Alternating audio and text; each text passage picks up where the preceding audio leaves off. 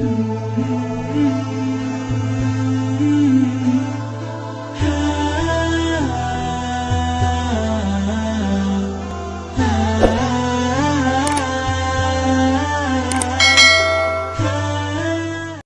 teman-temanku sekalian, orang puasa itu Ustadz ibaratkan seperti dua contoh.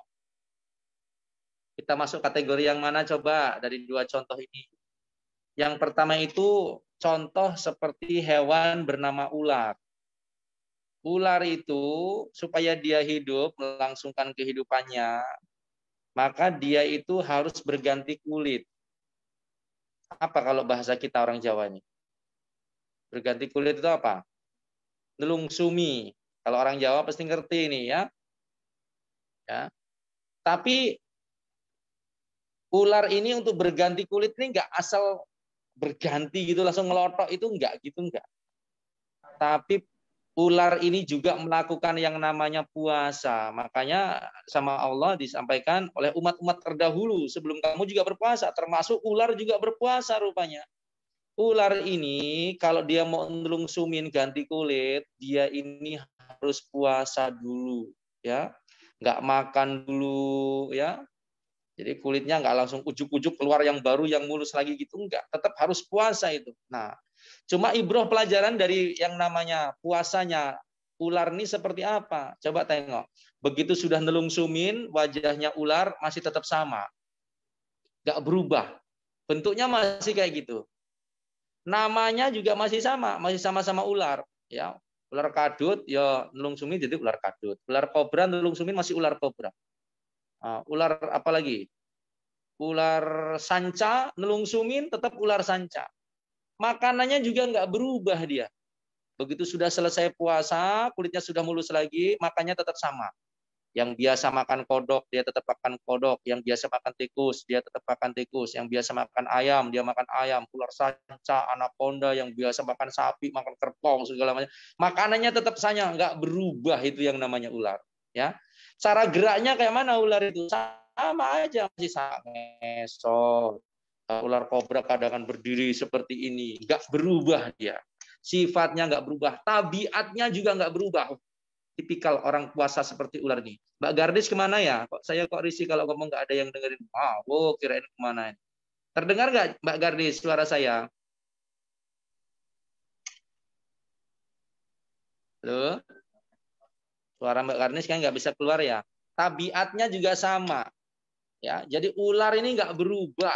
Tipikal manusia puasa itu seperti puasa ular itu. Puasa, sudah selesai puasa sama. Kelakuannya masih sama. Cara ngomongnya masih sama. Ya kan? Cara jalannya masih sama. Ibadahnya masih sama. Cara ular nggak berubah. Fisiknya nggak berubah sama sekali. Sifatnya yang pemarah masih tetap pemarah. Ya kan? Tabiat ular itu kan suka menyakiti. Matok, dimakan aja enggak, dipatok orang mati dia nggak peduli gitu, ya. Tabiatnya tetap sama, nggak berubah sama sekali. Tapi ada tipikal yang kedua yang saya coba tamsilkan pagi hari ini, yaitu seperti puasanya ulat. Kita coba tengok ya. Ulat itu termasuk kan hewan yang paling rakus ya, makan apa tuh, kalau sudah makan daun pisang itu sampai habis, paling rakus dia, semua dihabisin, nggak bakalan berhenti kalau belum habis itu ya. Tapi kalau dia sudah bosan makan, ya, maka dia juga punya cara bagaimana dia ini berpuasa. Yang tadinya dia ini hewan yang sangat rakus, dia berpuasa. Tiba-tiba dari rakusnya, tiba-tiba dia berhenti puasa. Dia gulung badan dia, ya kan? Dia menjadi kepompong, gak makan, dia juga puasa. Dibungkus rapet-rapet, di itu apa nih, kepompong atau kokon lah ya bahasanya ya. Sehingga nggak mungkin dia melampiaskan hawa nafsunya, enggak begitu loh. Jadi tersiksa dia. Tapi setelah berminggu-minggu ulat ini dia berpuasa, maka keluarlah dari kepompong tersebut makhluk yang baru. Nggak sama kayak yang tadi. Ulat yang tadi menjijikkan, dia keluar jadi apa Mas Faujan?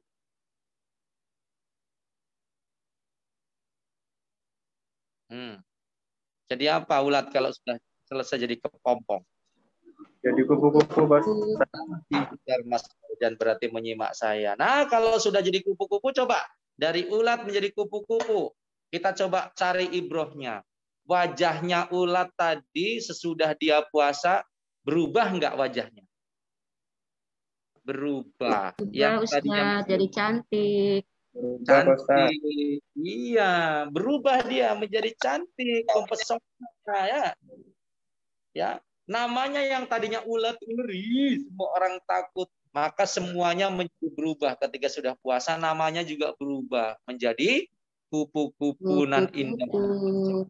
Nah, makanan ulat tadinya apa? Daun-daun. Begitu dia sudah selesai puasa, dia berubah jadi apa? Makanannya. Jadi bunga, putih bunga. Bunga, mengisap madu seperti itu ya. Makanannya gitu. Cara geraknya juga berubah. Yang tadinya geraknya ngesot, dia nggak ngesot, nah, logat. Ketika dia sudah berpuasa, dia bergeraknya jadi apa? Lebih lincah. Apa lincahnya? Terbang di awang-awang. Ah, berubah. Terus terakhir apa itu? Tabiatnya. Tabiatnya yang tadinya sifatnya itu berubah total. Ketika jadi ulat, dia sifat yang rusak. Sifat yang rusak. Merusak alam, merusak daun, ya, jagung habis, padi habis. Begitu dia jadi kupu-kupu, maka tugas dia akhirnya menghidupkan dan membantu kelangsungan hidup tumbuhan. Dia menyemai, putik dipindahin kayak gitu ya. Dengan cara apa? Membantu dia penyerbukan daripada bunga-bunga. Inilah yang namanya manusia berpuasa. Hakikatnya kita bisa berubah seperti ulat menjadi kupu-kupu. Maka yuk kita coba tengok puasa kita kira-kira tahun ini akan bisa merubah diri kita dari ulat yang rakus menjadi seperti kupu-kupu, atau malah kita masih sama saja seperti puasanya ular. Nah, kita yang tahu teman-teman puasa kita ini kayak mana. Sudah berjalan kita ini 8 hari. Bagaimana 8 hari ini kita mengintrospeksi diri. Kayaknya kalau nurutin kelakuan saya sampai dengan sekarang ini nggak baca Quran. Ada nggak yang bulan Ramadan ini kok nggak baca Quran ini? Kalau nggak baca Quran, otomatis nanti selesai Ramadan bisa dipastikan dia seperti ular tadi.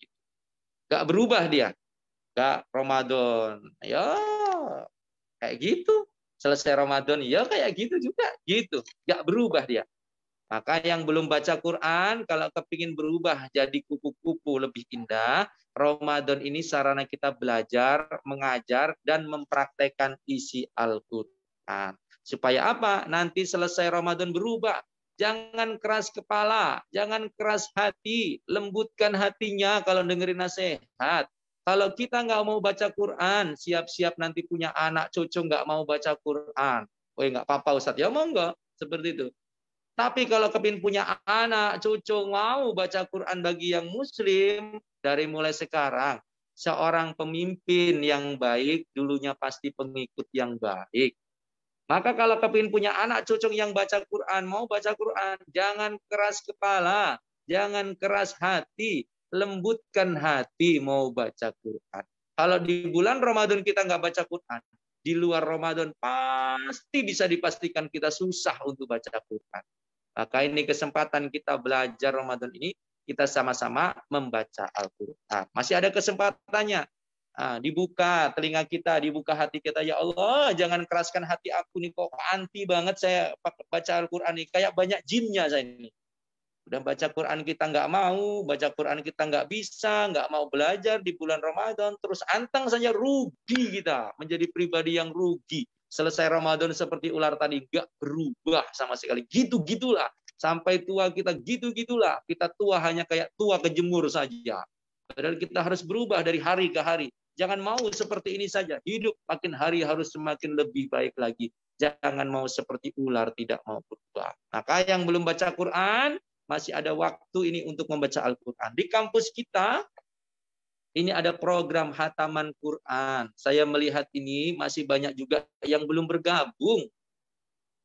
Nggak tahu, mudah-mudahan rendah hati sih ya. Memang nggak kepingin diketahui nih ya. Saya nggak baca Quran Ustadz lewat grup kita. Tapi saya sudah selesai 5 kali nih. Hari ke-10 ini, mau ke-10 ini misalkan. Amin ya rabbal alamin. Tapi kalau kepingin belajar sambil memotivasi diri, ayolah kita gabung di grup kita semuanya. Ayo masukkan, habis dapat 1 juz, 2 juz, 30 juz. Ayo dimasukkan. Insya Allah Jumat besok pukul 8.30 kita akan mengadakan lagi hataman Quran. Dibuka hatinya, dilembutkan hatinya, jangan dikerasin kepalanya. Mau sampai kapan hidup kayak begini? Hidup penuh dengan masalah, hidup dengan musibah, hidup dengan masalah yang begitu penat. Rasanya tidak enak, kepalanya nggak enak, hatinya nggak enak. Mau sampai kapan? Pertolongan datang, nasihat datang, kita nggak mau juga. Nah, ini namanya kita keras hati. Jangan sampai kita menyesal di akhir nanti. Terakhir, teman-temanku semuanya, yuk tanggal Jumat besok, insya Allah 8.30 kita akan mengadakan insya Allah hataman Quran berikutnya. Nanti sedang direkap sama admin kami, sudah berapa puluh lagi tambahannya, kita akan coba lihat, insya Allah kita akan hataman Quran. Saya berharap yang hari ini ikut kajian saya ini, mau membukakan hati, sehingga mau bergabung di grup itu nanti. Jangan keraskan hati teman-teman, nggak ada untungnya. Ya, menolak kebaikan Al-Quran tidak ada untungnya. Menolak tidak mau ikut hatam Quran tidak ada untungnya. Allah, paling waktunya habis begitu saja. Umur kita ini kan kayak batu es. Digunakan, nggak digunakan, dia akan tetap habis. Maka gunakanlah untuk membaca Al-Quran sehingga nanti akhir Ramadan kita bisa seperti kupu-kupu. Insya Allah juga mulai minggu depan Ustadz Suratno, Ustadz Jack akan coba silaturahim ke ruangan-ruangan, bukan untuk mengadakan kajian, bukan. Tapi hanya untuk menyapa. Menyapa misalkan Mbak Garnis. Assalamualaikum Mbak Garnis, lagi apa? Gimana puasanya? Di Zoom tampak sehat, misalkan. Kenyataannya mungkin ada sedikit sakit, ada sedikit masalah, atau curhat, kita bisa sambil sapa. Melihat Mas Faujan, Pak Iki, ya nggak? Ketemu Bu Wasilah, Dazul, Mbak Sela, ya. Teman-teman Cleanser, Bu Angga Widya, ketemu Pak Bowo, ketemu Pak Abdul Rohim, yang selalu saya dikasih bokong terus nih pripun Mbah. Kon lungguh dulu ya susah ya pol ya. Itu nanti dulu kalau bisa ini lagi kajian itu. Nanti dulu setengah jam aja Ustaz. Ketemu Bu Retno, ya, ketemu Bu Merina, ketemu Mas Adi, ketemu Bu Sumiarti, alangkah senangnya bisa menyapa. Ketemu Mas Arif, ketemu Mas Alda, Pak Amir, ya. Kemudian mamang kita, ketemu Bu Caca, ketemu Bu Halimah, ketemu Mas Hamim, ini alangkah senangnya gitu kan. Nah, kita coba saling sapa, bertegur, siapa tahu nanti jadi asbab dilembutkan hati kita semuanya. Teman-teman sivil bagaimana kabarnya, puasa di sana aman? Mana suaranya sivil dulu nih? Sivil, boleh pencet dulu nih. Aman, Pak. Lanjutkan puasanya, mudah-mudahan jadi berkah buat kita semuanya, jaga kesehatan semuanya. Insya Allah minggu depan saya silaturahim lah ke ruangan, bukan untuk satgas, gak menyapa.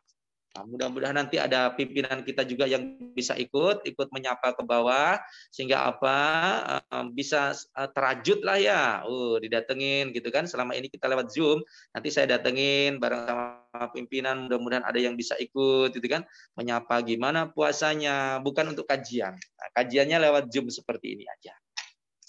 Oke teman-temanku, semoga semuanya sehat, dan nasihat Ustadz hari ini tolong didengerin baik-baik. Jangan mau puasa kayak ular. Puasa kayak ular, nggak berubah, makanan nggak berubah, hidupnya nggak berubah, kelakuannya nggak berubah. Yang istri masih ngelawan sama suami, yang suami masih galak sama istri, nggak berubah. Sama anak masih galak, sama Al-Quran masih jauh, nggak berubah. Itu puasa ular. Rugi orang seperti ini. Maka mudah-mudahan kita bisa puasa seperti ulat. Sebelum kita puasa menjijikkan, kita banyak dosa. Benci sama Al-Quran jauh. Dengan sholat males-malesan. Dengan suami masih marah-marah. Ya.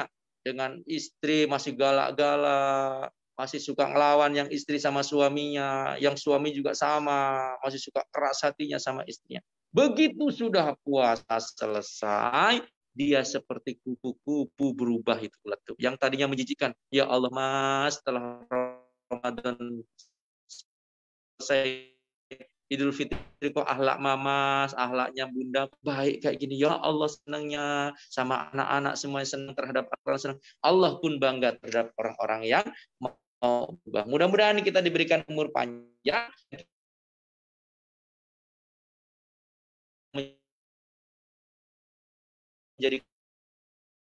menjadi